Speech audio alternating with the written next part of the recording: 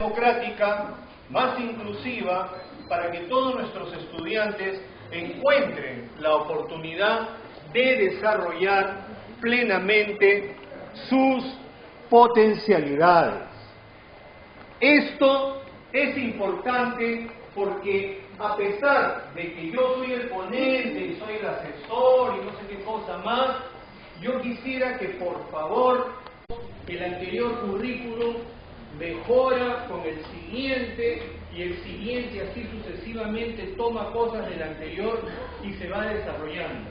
Entonces, no es tampoco la idea de que viene el señor del Ministerio de Educación y nos presenta con ustedes el currículum. Y no hay ninguna otra cosa más que esté ni mejor ni por encima de eso. Es perfecto, perfectísimo. Mañana ustedes se llevan el currículo a su casa, entran al colegio y a las 10 de la mañana, cuando están en el aula y han abierto la página 8, ya mejoró la calidad educativa en el Perú. No es así. Visto que cuando uno hace un currículum, tiene que pensar en qué tipo de estudiante o qué es lo que uno se está imaginando que debe lograr un estudiante como producto de su formación básica. Pero, qué bueno sería que las cosas se terminaran ahí. Punto. Ya tienes las construcciones teóricas, tienes los otros currículos como referencia, ¿sí? Tienes los perfiles, ya pues no pierdas tiempo, ponte a hacer tu currículum. Entonces acá viene la pregunta, colegas. ¿Lo hacemos dentro o fuera del contexto social? ¿Quién dijo dentro? ¿Quién dijo dentro? ¿Quién dijo dentro del contexto social? ¿Por qué hay que hacerlo dentro del contexto social? ¿Por qué no lo hacemos afuerita nomás? Tenemos que remitirnos a nuestra realidad. Y esa realidad está dentro del contexto social, política y económico de nuestro querido Perú. ¿De acuerdo? Muy bien. Perfecto, colegas. ¿Vivimos en un mundo desconectado del resto del mundo o vivimos en un mundo conectado con el resto del mundo? ¿Quién dijo conectado? ¿Quién dijo conectado? ¿Conectados? ¿Vivimos conectados? Sí. ¿Quién dijo sí? ¿Quién dijo sí vivimos conectados? ¿Es importante tomar en cuenta que estamos conectados o no es importante? Sí, todos han dicho sí, así que alguien me tiene que decir por qué. Además de nuestra realidad, también es importante recordar que vivimos en un mundo que está conectado, con el mundo globalizado. ¿Alguien me puede explicar por qué es importante eso? ¿Quién? ¿Aló? ¿Aló, Gisela? ¿Nadie me contesta? ¿Sí? ¿Aló? ¿Cuáles son los desafíos del mundo de hoy para plantearnos un currículum? En un mundo globalizado, por ejemplo, los saberes ancestrales, aquellos que vienen de nuestros abuelos, de los abuelos, de los abuelos, de los abuelos, no siempre conversan con los conocimientos que se producen en la modernidad. Es decir, los científicos modernos no siempre reconocen aquellos conocimientos ancestrales que no han sido producidos recientemente en el mundo moderno. Por ejemplo, últimamente se han hecho muchísimas investigaciones para poder controlar el cáncer de manera temprana. Y muchos saben que algo que antes no se podía lograr, hoy se puede lograr como resultado, si es el caso de la cirugía o de la quimioterapia o de otro tipo de tratamientos para poder controlar el cáncer.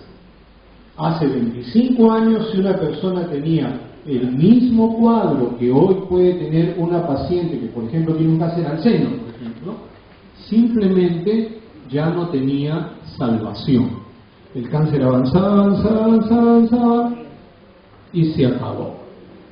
Sin embargo, existe un investigador peruano que que ha ganado el premio Concitec 2008, que ha investigado las propiedades del maíz morado.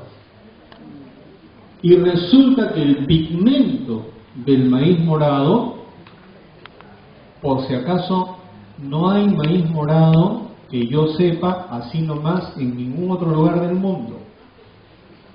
Bueno, no hay ningún otro lugar del mundo que tenga tantas variedades de maíz como tenemos en el Perú, ni tampoco tantas variedades de papa.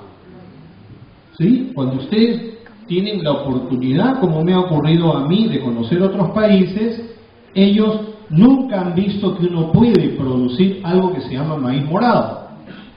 Bueno, resulta que el maíz morado tiene un pigmento de color morado.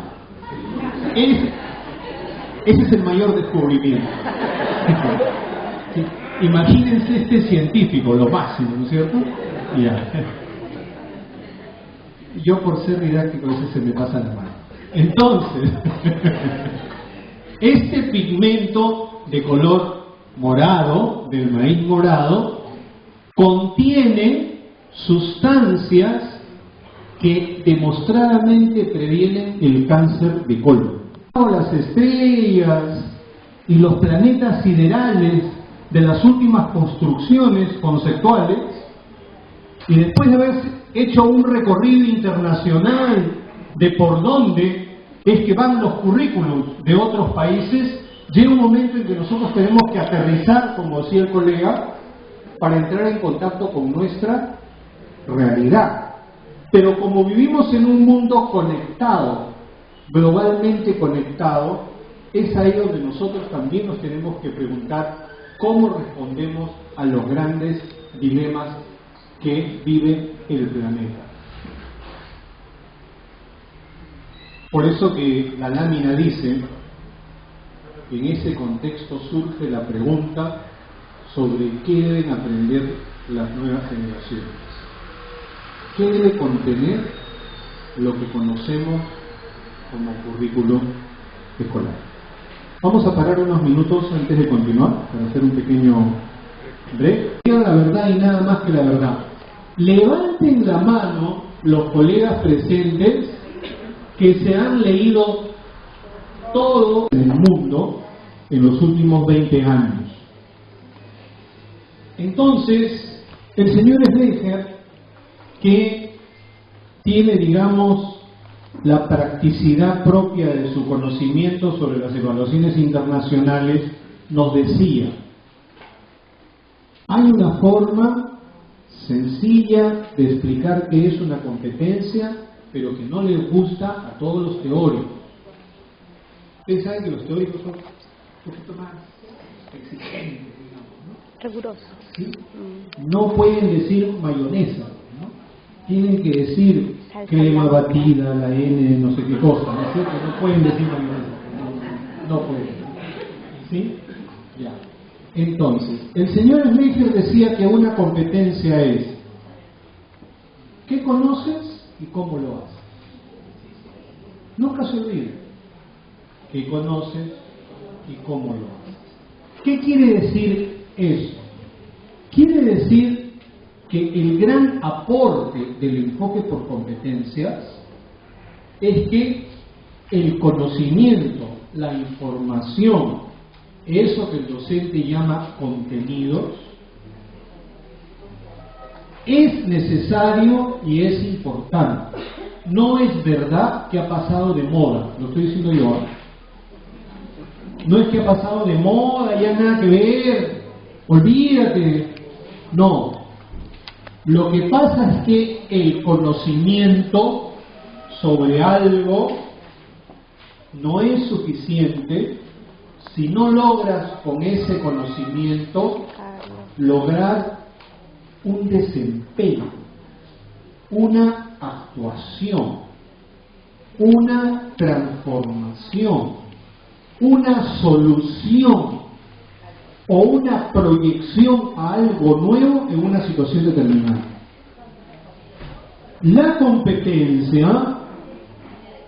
No le creo, colega, de verdad. Ya. La competencia es un saber hacer en el sentido de pasar del conocimiento a la puesta en práctica en tu vida cotidiana. Entonces, el mecánico que afina carros no es competente porque conoce la teoría del afinamiento de los motores, sino porque logra dejarte tu carro sedita. Pones la oreja y parece que el motor no se ha prendido, ¿no? Y ahora, bueno, los motores modernos que tienen otro tipo de afinamientos con computadoras, qué sé yo, con mayor razón. La competencia está en el desempeño y en la actuación o en la solución de una situación determinada. Pero el enfoque por competencias que hemos venido jalando en la historia curricular del Perú está más ligada a la idea de respuestas funcionales.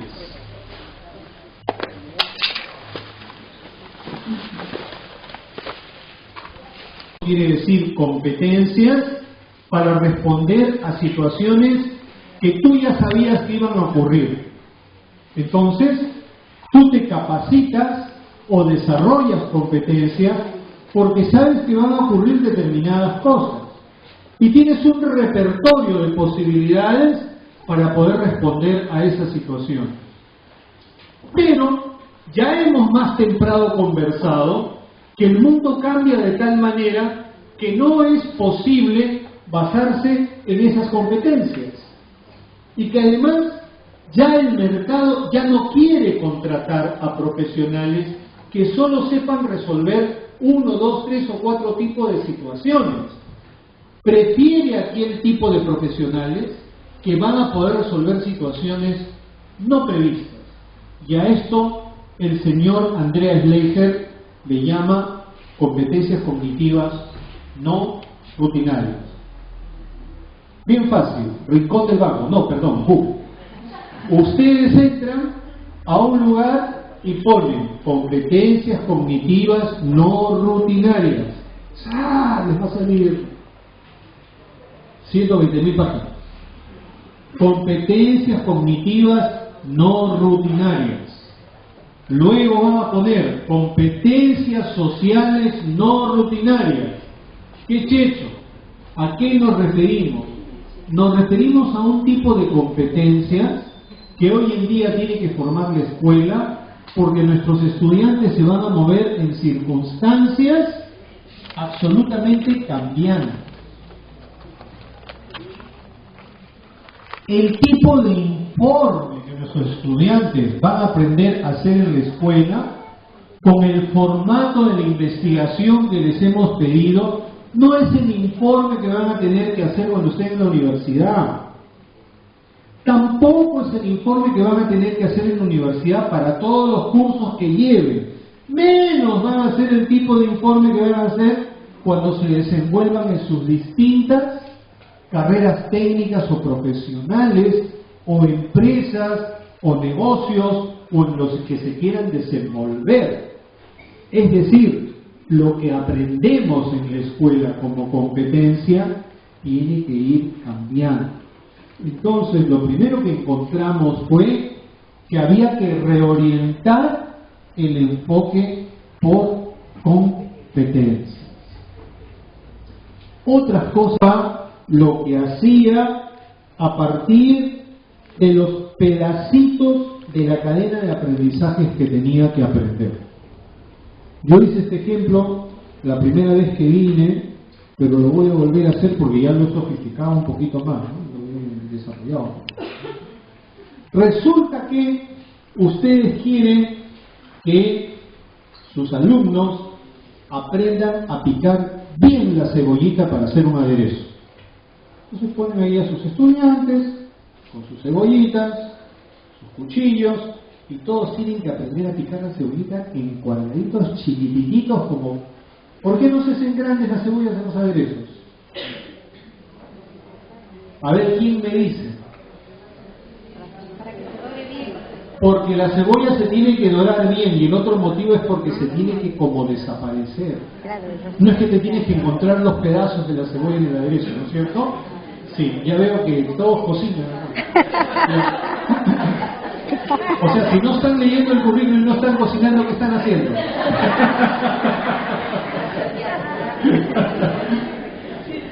Están chateando, dice. Bueno, colegas, si el grupo de estudiantes, es un ejemplo, una cosa figurada obviamente, ¿no?, logra picar bien la cebollita al punto que está pero perfectamente picada, ¿ya aprendieron a hacer el aderezo? No, ¿no es cierto? Ya, pasemos al aderezo.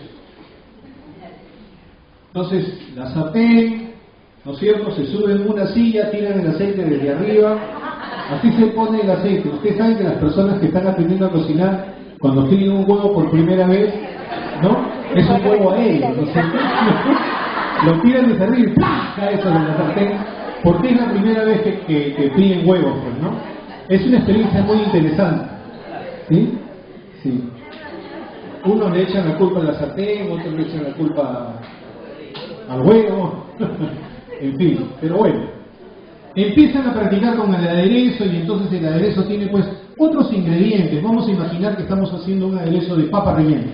Entonces tiene tomatito, tiene aceitunita, tiene pasas, hay que echarle ajos, sal, pimienta, ¿qué más? ¿Mermelada de fresa? No, nada que ver, no hay que poner mermelada de fresa. Bueno, ya lograron aprender a hacer el aderezo de la papa rellena. Cuando los estudiantes aprendieron a cortar la cebollita y luego hacer el aderezo, ¿ya aprendieron a hacer papa rellena? No. Porque es que la papa rellena tiene una particularidad, y es que no se trata solamente de cocinar y de aplastar la papa, ¿no es cierto? Hay que formar una especie de masa tipo pizza, que resista el que se tome un trozo y se forme la papita y no se desarme, y que cuando entre al fuego tenga la consistencia suficiente de no abrirse, y a la vez permita que se cocine lo suficiente como para que no sea ni muy gruesa como para que adentro no esté lo suficientemente bien cocida y solamente se quede rapiditamente porque ustedes le han puesto una masita muy delgada, etcétera, etcétera, etcétera, etcétera. Muy bien, este señor primero vino a hablar de plantas medicinales, ahora terminó hablando de la papa rellena, ya se olvidó que estamos hablando del currículo. ¿Qué tiene que ver eso con la competencia? Cuando se termina de aprender la papa rellena, ¿el estudiante es competente en comida criolla? Bueno, colegas, una competencia es un aprendizaje complejo que implica la reunión de varios tipos de aprendizajes, que supone reunir distintos procesos y recursos cognitivos, y que no se logra en una clase, ni en una semana, ni en un año. Las competencias de un currículum es por eso que son intenciones o expectativas de aprendizaje para que se logren a lo largo de la educación básica. Eso es una competencia. Nadie va a salir competente en el currículo de esta carga.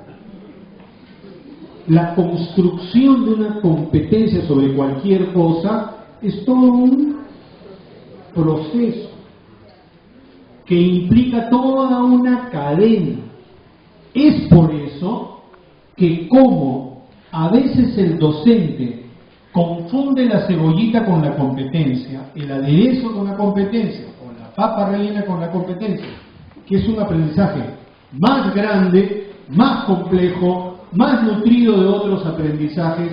Es que es importante que en un currículo todos tengamos una visión. ¿A dónde quieres ir? ¿Qué quieres lograr?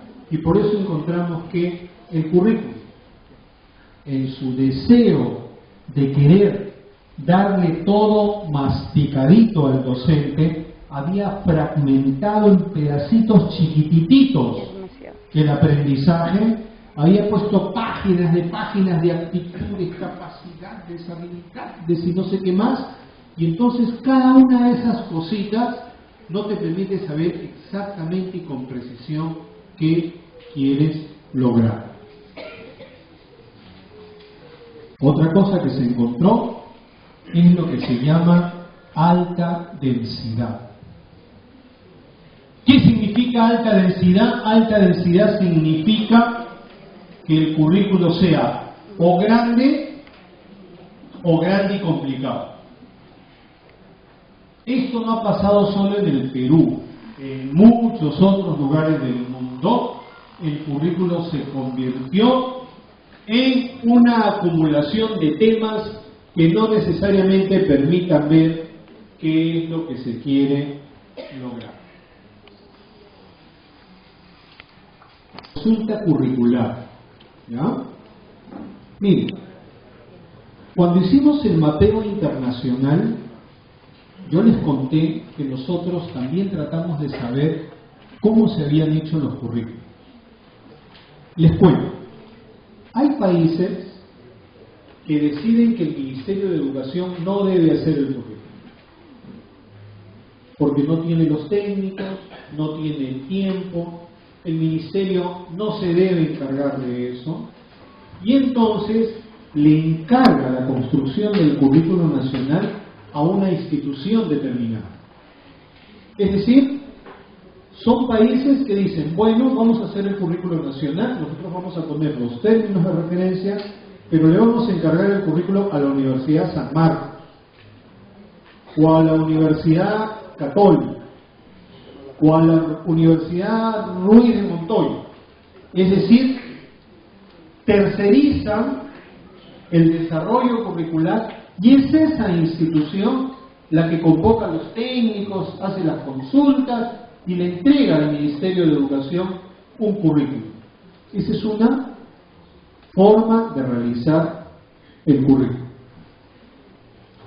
Otra forma de realizar el currículum es que hay países que han decidido que el currículum es un instrumento que no se debe estar cambiando a cada rato. Es decir, cuando yo tuve la oportunidad de tener en mi casa a unos amigos noruegos que trabajan en el campo de la formación de docentes, y yo le conté que era la tercera o cuarta vez que estaba pasando, que yo estaba participando en una reforma curricular, porque yo más o menos he participado en unas 4 reformas curriculares o probablemente 5 como máximo, ellos me miraron así asombrados. ¿Han cambiado el currículo 5 veces? Como que wow, ¿no? ¿Por qué? En estos países se propone un paquete de competencias por un periodo largo, 10 años, 12, y lo que hacen son ajustes a algunas metodologías o ajustes a algunas áreas curriculares o ajustes a algunos aspectos. ¿Sí? Por ejemplo, deciden que en el tramo entre la primaria y la secundaria está pasando algo que no está muy bueno y entonces trabajan el 6º grado de primaria con el 1º de secundaria y ni siquiera todas las áreas, sino matemáticas y ciencias. Y ahí meten su cambio curricular. Pero no hacen eso que nosotros hacemos. Yo lo comparto para que lo sepan.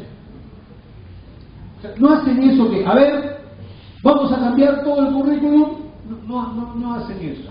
Mariposa de espalda que han tenido con relación al currículo.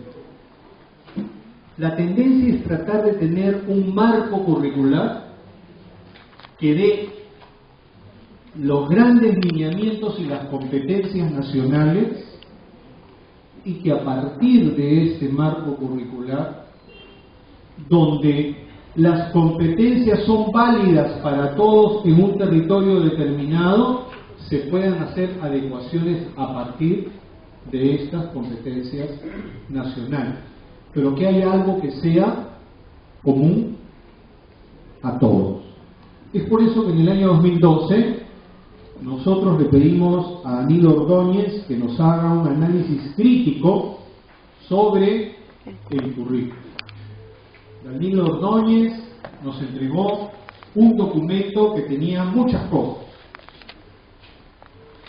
Una de las cosas que nos dijo Danilo Ordóñez fue algo que nosotros no nos habíamos dado el trabajo de mirar. Nos dijo: el currículo nacional el diseño curricular nacional, el DCN, en su intento de presentarle al profesor de la manera más explicada posible qué cosa hay que aprender, le ha propuesto 5.600 expectativas de aprendizaje. El currículo nacional, el DCN, tiene casi 6.000 expectativas de aprendizaje, que según Danilo Ordóñez no entran en un plan de estudio ni en un año escolar, ni en 2, ni en 10, ni en 20.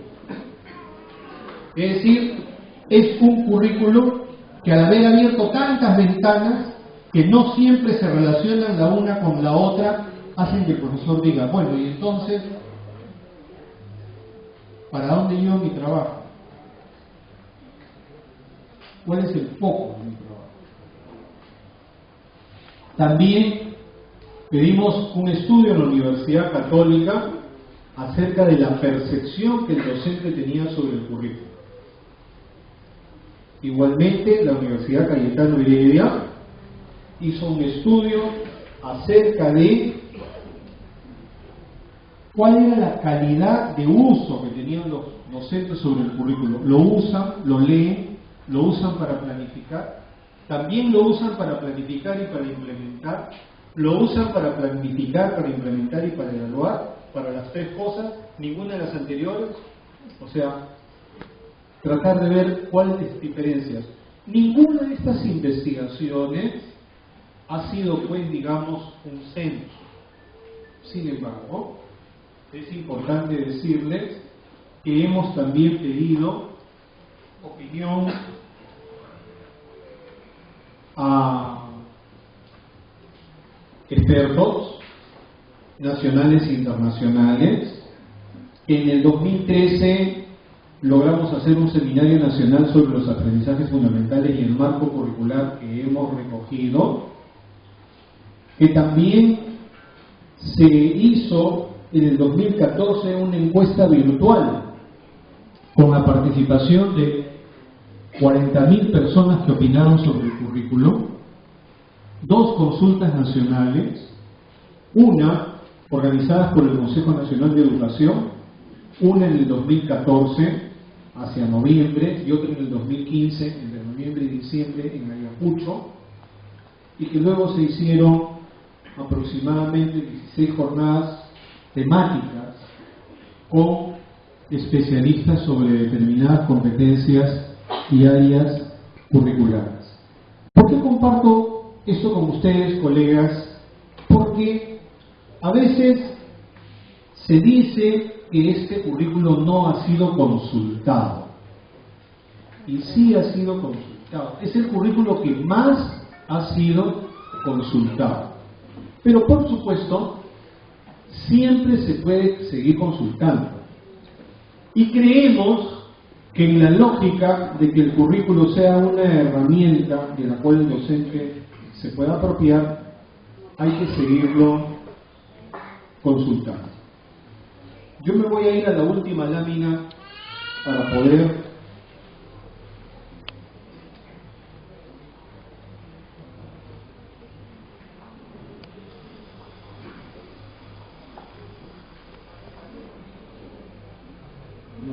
en este PPT. Es importante entonces recordar de qué hemos hablado el día de hoy. Hoy hemos hablado de que existen distintas perspectivas acerca de cómo aprenden los estudiantes. Hoy hemos hablado de cuáles son los desafíos que existen en el mundo que el currículo tiene que tomar en cuenta. Hoy en día hemos conversado acerca de cómo en distintos países se han tomado distintas decisiones de cómo hacer el currículo. Hoy también hemos hablado acerca de las posturas posibles, acerca de un currículo único, un currículo que sea flexible, abierto y diversificable como es el currículo peruano, pero que tenía que ser resultado de algo que no esté solamente en la norma, sino de una decisión. Y finalmente hemos hablado de cómo se ha construido de manera consultada este currículo. Este currículo tiene un propósito, y ese propósito se puede resumir en lo siguiente: formar personas que sean capaces de transformar su realidad y formar personas que sean moralmente responsables, que tengan ética, que sean buenas personas. Y creemos que esto solo es posible si seguimos buscando en los conocimientos del futuro, pero a la vez si sabemos valorar las lecciones de nuestros antepasados. No se pierda el día de mañana el segundo capítulo del currículo.